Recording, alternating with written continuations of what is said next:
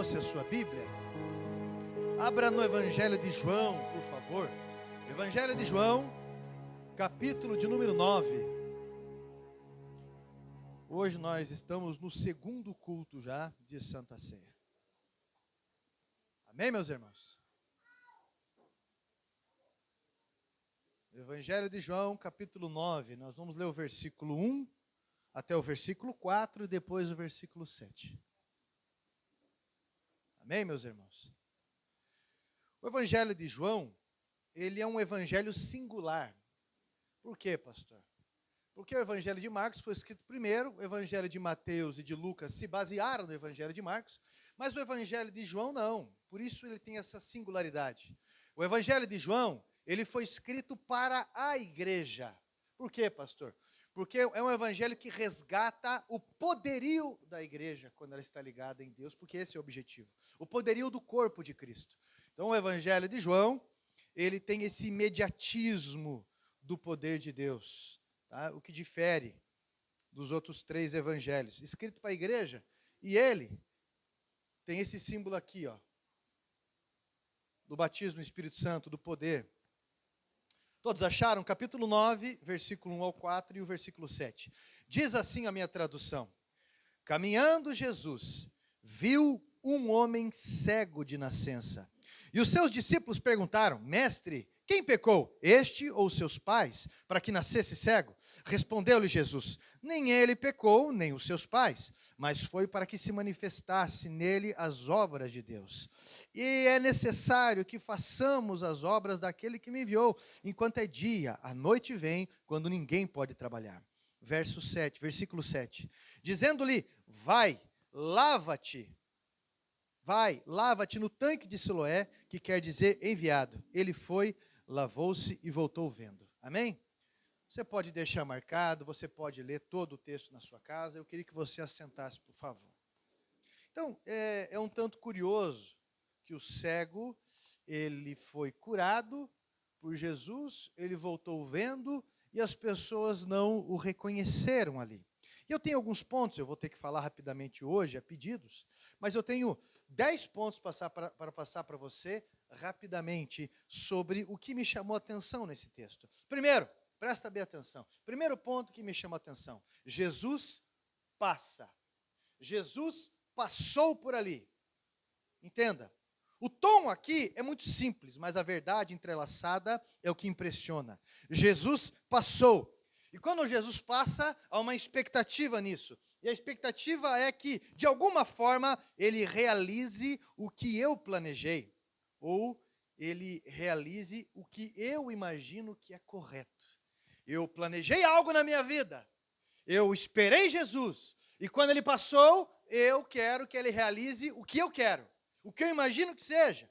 Nós programamos algo, nós planejamos algo, nós temos um projeto, nós idealizamos, até marcamos datas. Aí, de repente, o texto vem dizer que ele passou. E nós observamos que ele passou em cima da data que ele quis, e não da data e do jeito que nós queríamos. Ele passa na hora em que ele quer passar, dentro de um tempo estabelecido pela eternidade. Isso nos confronta, porque várias vezes é fora, a maioria das vezes, ou se não todas as vezes, fora daquilo que nós idealizamos.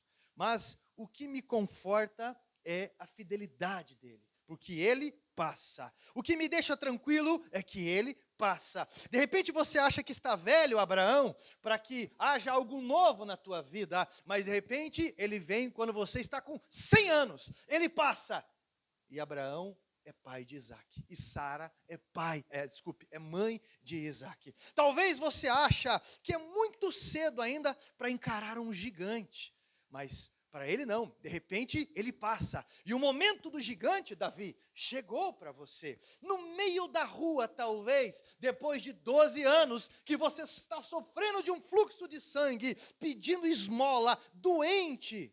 E um simples dia, ele decide passar no tempo dele. Ele é quem marca a hora. Meu irmão, esqueça esse seu calendário, porque às vezes a gente pensa assim, eu quero chegar numa idade, eu quero aposentar assim, eu quero estar com a família desse jeito, e às vezes ele muda todas as coisas, porque ele está trabalhando na salvação, porque ele está trabalhando num projeto que tem uma ligação eterna. Esqueça esse seu calendário, ele está te frustrando, porque você não vê a ação divina como você queria. Aí lhe descai o semblante.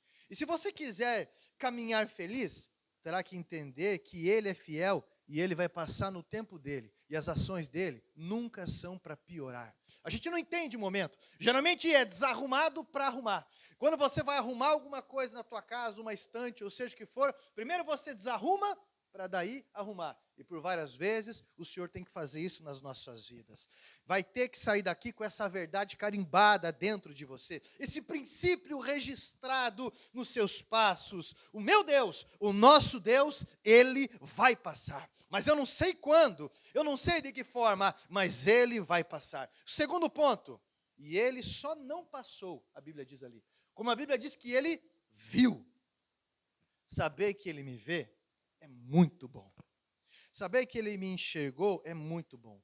E o que me constrange às vezes é saber que Ele me vê, mas Ele não me atende na hora que Ele me vê. De repente você não está sendo alvo de algumas ações específicas de Jesus, como você gostaria. Mas eu quero que você se acalme, porque Ele já te viu. Tenha paz, porque Ele já te viu. E nessa geração em que vivemos, achamos que há uma lógica de quem vê algo, quem viu, tem que ter a obrigação de emergenciar um atendimento. Eu não tenho o direito de colocá-lo na parede, achando que é obrigação dele fazer algo porque ele viu a minha situação. Ele me vê, mas ele vai me atender na hora que ele quiser, no momento que ele quiser. Eu posso estar já morto há 4 dias, mas a glória dele vai se manifestar na minha vida. Jesus está passando e ele já te viu. Terceiro ponto, ele só não passa, ele só não vê. O texto diz que ele vê um homem cego. O cego aqui é o problema. O Senhor vê a necessidade de um homem. Ele tem uma lógica na ótica do que está enxergando, pois ele sabe o que estressa, ele sabe o que te constrange, ele sabe daquilo que te causa dores, daquilo que você se vê amputado nos braços e nas pernas, o fato de você não conseguir mudar a realidade. Se a gente pudesse entrar na cabeça de pessoas, se a gente pudesse mudar algumas situações, se a gente pudesse, mas ele nos enxerga por dentro do que transfiguramos com imagens. Ele nos conhece. Ele vê alguém que só enxerga trevas. O que um cego vê? Apenas trevas. Não enxerga nada. O que uma pessoa cheia de problema, carregada, vê? Aflição. Aflição. O que ele vê dentro de algumas pessoas? O que algumas pessoas enxergam? Depressão. Tristeza. Ele te conhece, Ele nos conhece, Ele passa, Ele vê e Ele enxerga uma pessoa nesse estado que você está. Quarto ponto, pois Ele não só vê, Ele não só passa, Ele não só nos enxerga, como sabe que o problema é desde a gestação. Um cego de nascença, alguém pode conhecer você de um tempo para cá, mas Jesus conhece eu e você do ventre da nossa mãe. E o que me deixa curioso é o fato de Jesus não intervir em outros tempos na vida daquele rapaz. E com isso, eu aprendo que esse problema não vai acabar com você. Esse problema não vai acabar com a tua vida. Porque está chegando a hora de Jesus agir. Por mais que os tempos se emendem um no outro, o tempo certo, ele chega. E nós vivemos num período online, numa lógica imediatista. Na verdade, estamos perdendo o gosto de viver o presente. Nós vivemos muito naquilo que vai vir. E agora? E depois? E agora? E agora? E não conseguimos desfrutar do presente, porque ele chega na hora certa. Na hora certa. E alguns de nós conhecem, ou acham que, algumas pessoas acham que nos conhecem, mas essas pessoas, quando as coisas começam a acontecer, elas vão revelar as suas precipitações. Porque o texto diz que as pessoas que estavam ao redor olharam para aquele homem e falaram bem assim: ei, isso é pecado. Esse cara está vivendo nessa situação porque é pecado. Ou ele pecou, ou os seus pais pecaram. É muito simples a gente falar isso, né? Todos nós. É muito simples. Ou ele pecou, ou os seus pais pecaram. Eles vão querer justificar, vão tentar desvirtuar o que Cristo está perto de fazer. E Jesus está perto de surpreender a todos. E lá há pessoas também nos monitorando sempre, guardando questões, mas o indivíduo aqui é cego, mas ele não é surdo. Ele escuta o que as pessoas falam. O indivíduo, ele escuta, ele ouve, mas ele não abre a sua boca. Porque ele poderia atrapalhar o que Jesus está fazendo. Às vezes, nós ouvimos algumas coisas que dá vontade de você responder, mas Jesus deixa bem claro que é ele quem fala nesse contexto. Quinto ponto, ele passa, ele vê, ele vai responder. Porque as minhas limitações me trazem atrapalhos. Por isso, às vezes, é melhor eu me calar. Às vezes, é melhor eu esperar nele. Então, Jesus diz, diante de todas aquelas acusações, não foi ele, não foi por causa dele, não foi porque o pai ou a mãe, na pretensão de vocês, pecaram. Não foi isso. Mas sabe por que ele está vivendo isso? É para que a obra de Deus se manifeste na vida dele. Meu irmão, o que você está vivendo é o terreno que Jesus escolheu para implantar uma obra do reino de Deus. Essa fase que você não está entendendo nada, essa crise talvez existencial, de maneira tão aguda e penetrante que você vagueia tentando entender, Jesus vai construir algo em cima disso, vai manifestar algo em cima disso. Deus vai te responder, meu irmão, Deus vai agir. Eu só sei de dizer que vai valer a pena toda a espera, todo o esforço. Não é pecado, não é tropeço, não é o dia, é para que a obra de Deus se manifeste dentro desse terreno chamado crise. E tendo dito isso, olha o que a Bíblia diz, e tendo dito isso, é tempo respondido de acusadores, como ele fez, Jesus vai agir. Sexto ponto, ele passa, ele vê, ele conhece, ele responde, ele age. E o fato de um homem ser cego facilitou a ação de Jesus. Olha só, o que Jesus vai fazer é estranho demais, gente, estranho demais. A Bíblia diz que Jesus cospe no chão, cospe naquele pó, naquele barro, ele faz uma lama, ele faz um lodo com aquilo, com a sua saliva, tá? E com essa mistura, a Bíblia diz que ele coloca aquilo lá nos olhos daquele homem. Isso é, você deixaria alguém fazer isso consigo?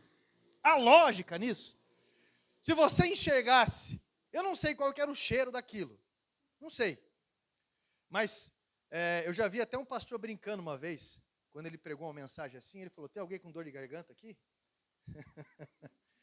Ele fala algo assim, ele diz bem assim, você deixaria, se você enxergar, você deixaria alguém fazer um lodo com cuspe e passar nos seus olhos?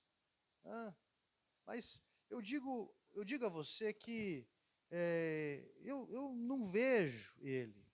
Várias vezes eu não vejo, eu não vejo.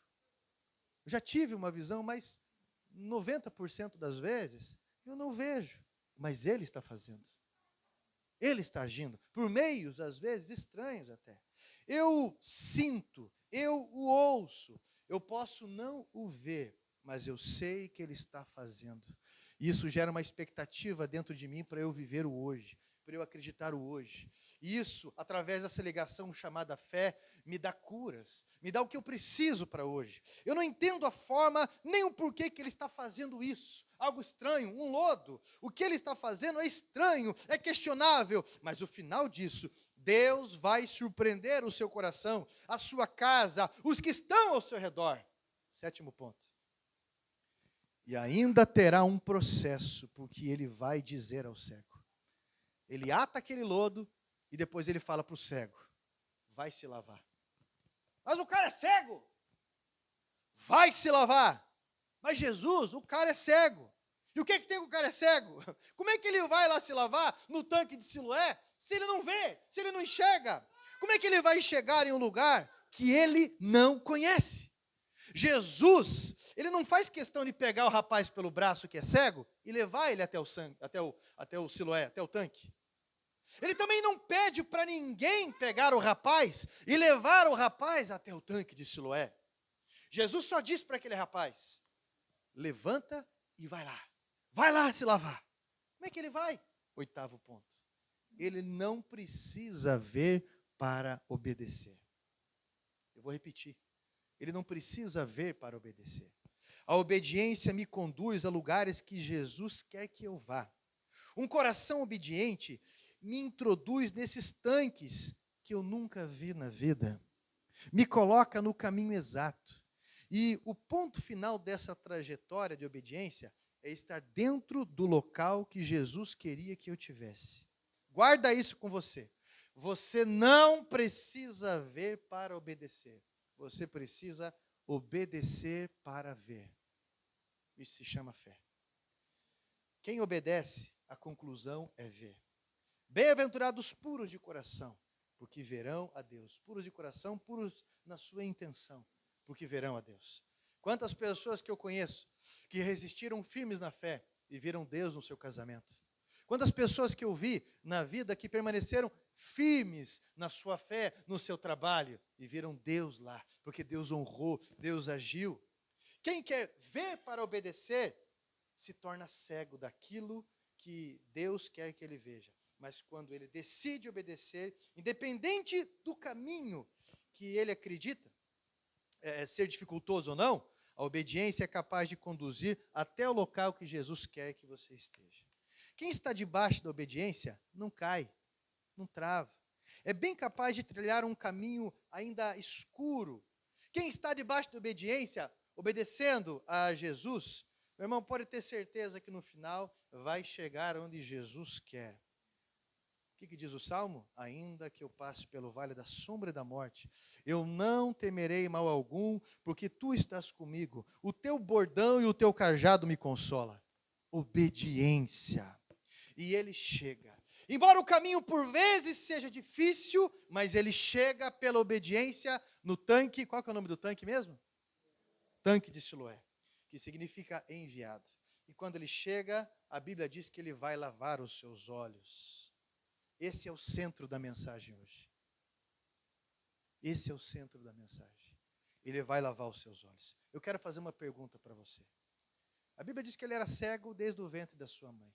Se você pudesse ter a primeira imagem da sua vida, o que você gostaria de ver? Talvez você me responda assim: pastor, a primeira coisa que eu queria ver, eu queria enxergar aquele que me curou. Eu queria enxergar Jesus. Mas Jesus não está ali. Jesus falou para ele: vai até lá lavar. Ou talvez a pessoa, ou você pode dizer: a primeira coisa que eu queria enxergar, eu nunca vi. A primeira coisa, eu queria enxergar a minha mãe. Eu nunca vi a minha mãe. Só com as minhas mãos eu apalpei o rosto dela.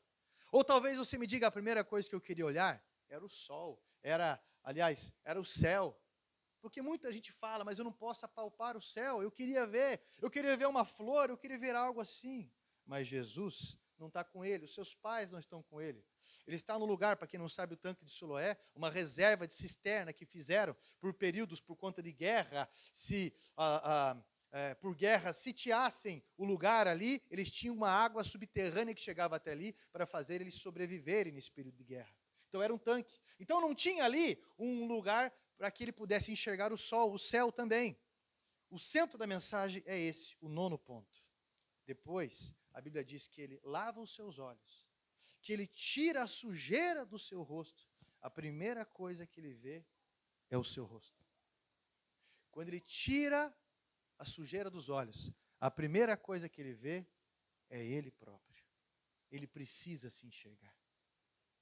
Porque se ele não consegue se enxergar, se ele não consegue se ver, ele não conseguirá ver ninguém mais direito.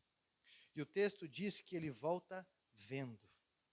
É o mesmo cabelo, é a mesma roupa, é a mesma coisa. Mas quando ele está se aproximando de onde ele tinha saído, tem um povo lá. Uns dizem, é ele? Outros dizem, parece com ele. Outros irão dizer, lembra muito ele. Mas ele irá responder, sou eu. Como diz o Sassá, lembra do Mutema? É eu mesmo. É eu mesmo. Eu. Porque é depois que a gente se enxerga que a gente melhora. Eu vou repetir. É depois que a gente se enxerga que a gente melhora. É depois que a gente tira a lama dos olhos que a gente se enxerga. Até então nós estamos como Isaías. Ai de vós, 20 vezes, ai de vós. Mas quando a gente tem um encontro com Cristo, os nossos olhos são lavados. E aí ele diz, ai de mim, que sou um homem de impuros lábios e habito no meio de um povo de lábios impuros. Por não nos enxergarmos, às vezes, nós não nos consertamos. Minimizamos algumas coisas. Só depois que nós nos enxergamos, podemos ver e consertar algumas coisas. Tira a primeira trave que está no seu olho. E depois você vai estar apto para tirar o cisco que está no olho do próximo. Talvez o quanto feríamos algumas pessoas com as nossas caras e bocas, ele não percebia. Mas talvez ele feria familiares, pessoas com caras e bocas, com o nosso comportamento. Talvez ele culpava pessoas ao seu redor constantemente, mas as pessoas são resposta de quem nós somos. Se somos repelentes, se somos, seja o que for, quando nós nos enxergamos, nós começamos a mudar.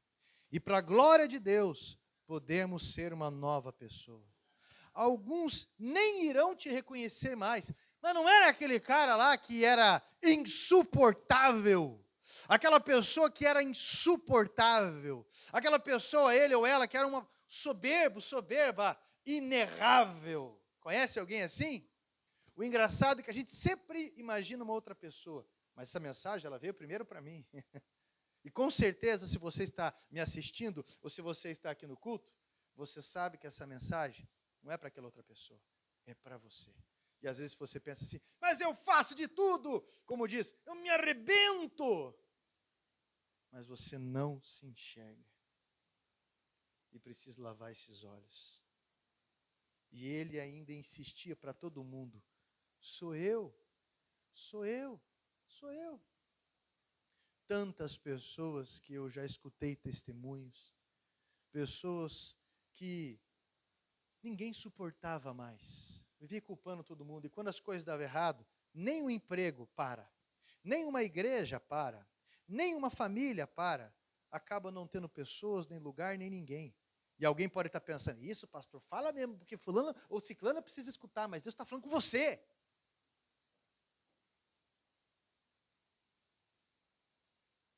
E às vezes, não para em lugar nenhum e a gente vive culpando os outros.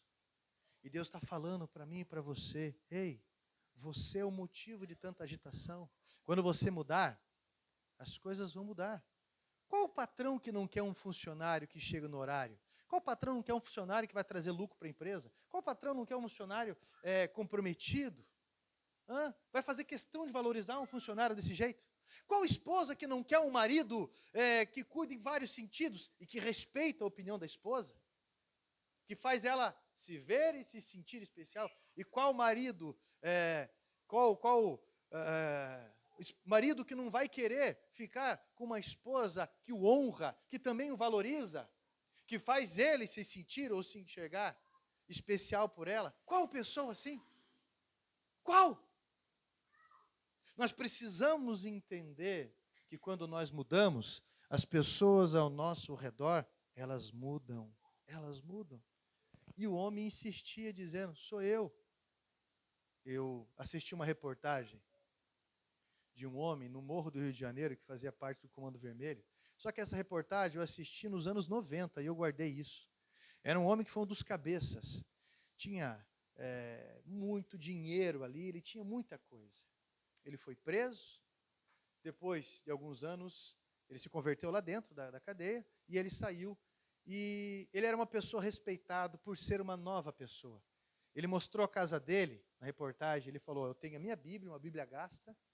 Ele mostrou o guarda-roupa dele, tinha uns 2, 3 ternos ali, de brechó, uma vida simples, uma vida entregue. E ele podia falar que ele era uma nova pessoa. Ele fala, por onde eu passo eu tenho paz e eu transmito paz. As pessoas me respeitam, não é por medo não, não é por medo não, é uma outra vida. Já parou para pensar na tensão que é sempre ao redor? Já parou para pensar? A intenção aqui é fazer eu me enxergar e eu voltar para casa hoje com outro semblante. Você está entendendo o que eu estou falando? E eu voltar para casa hoje com outro semblante. É interessante como eu posso levar Jesus em mim.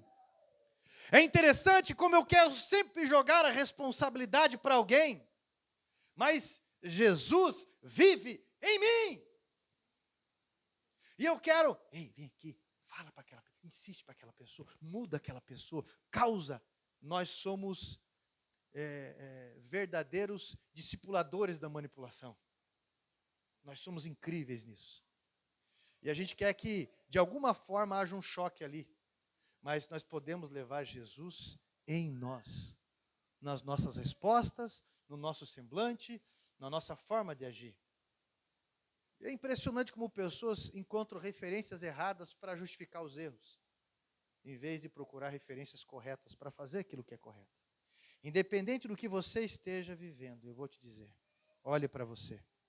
Você não é apenas isso que as pessoas estão vendo. Você é melhor porque Jesus entrou na tua vida. Ele entrou na tua vida, senão você não estaria aqui. Tá? Você é melhor do que isso. Ande pelo caminho da obediência, ainda que você não esteja vendo.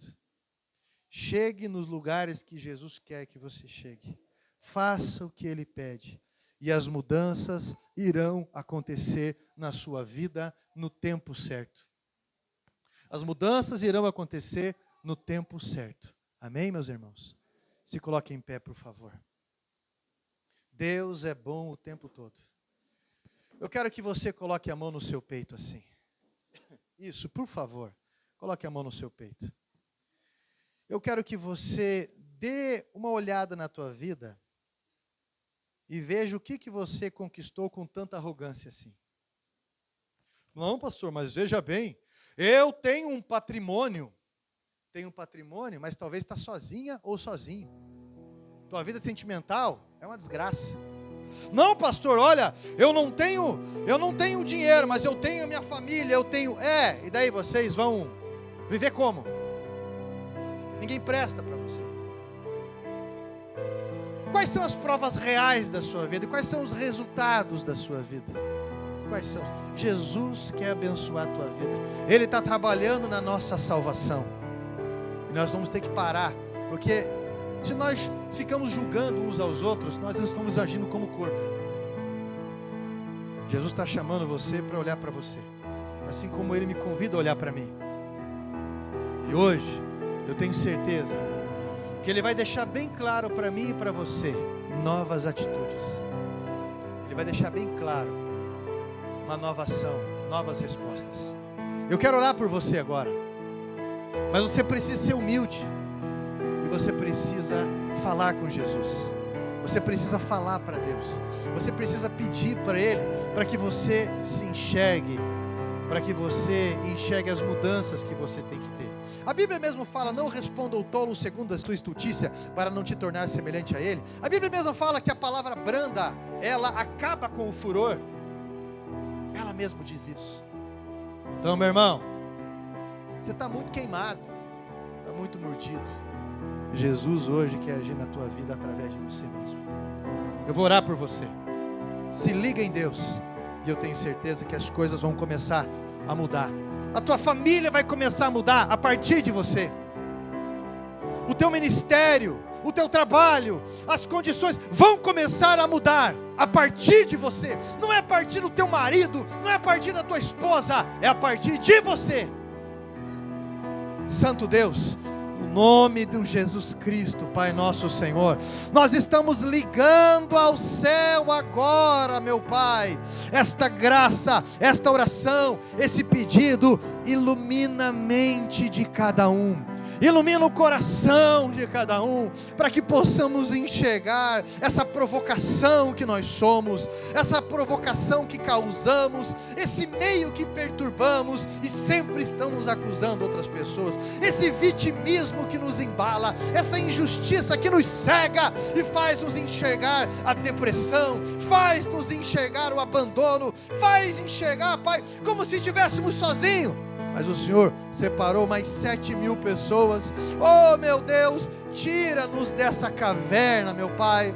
Aliás, faz-nos entender o Teu convite, para que saiamos, para que venhamos, meu Deus, a fazer chover por onde estamos passando, para que o Senhor nos use para a restauração, para a cura, para a melhora, para que a Sua presença seja perceptível, para que a Tua presença cure. Ah, meu Deus, assim como aconteceu com os apóstolos, que haja extensão do Teu reino através dessa vida, que nenhum acesso maligno alcance as palavras dessa pessoa, que nenhum acesso maligno alcance o temperamento deste homem, o temperamento dessa mulher.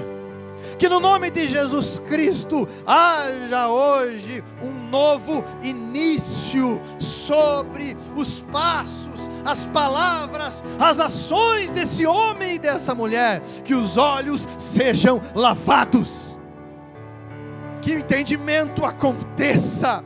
Ah, Deus Todo-Poderoso, dá estratégia, dá entendimento, dá profundidade, dá essa ligação contigo, que trará as respostas para a vida, ó meu Deus.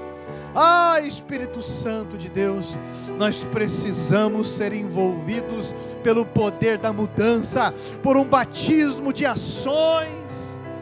Afasta-nos da hipocrisia, afasta-nos, Senhor Jesus Cristo, de ações que não condizem com a fé que professamos. No nome de Jesus Cristo, queremos ser sim a extensão do Teu corpo onde fomos semeados. E desde já, Pai, nós estamos aguardando as bênçãos do Senhor. Desde já queremos estar aguardando as Tuas profecias se cumprirem nas nossas vidas. Nós estamos ligando esta oração aos céus, agradecidos, em o nome de Jesus Cristo. E todos digam: que Deus abençoe a sua vida, meu irmão. Amém? Que Deus derrame graça sobre você.